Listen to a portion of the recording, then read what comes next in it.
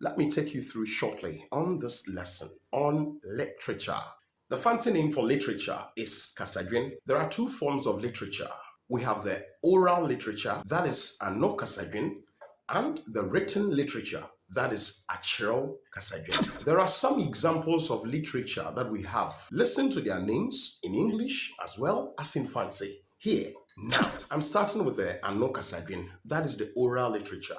One, Abebu ana Abebusam. English is proverb. Anansesam, tales. Odumankumasam, myth.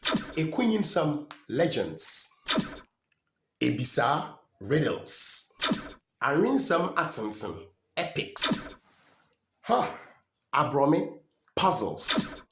Arinsam, poems. Lamentation, quadrum. Ana usu quadrum. Nsagu, libation.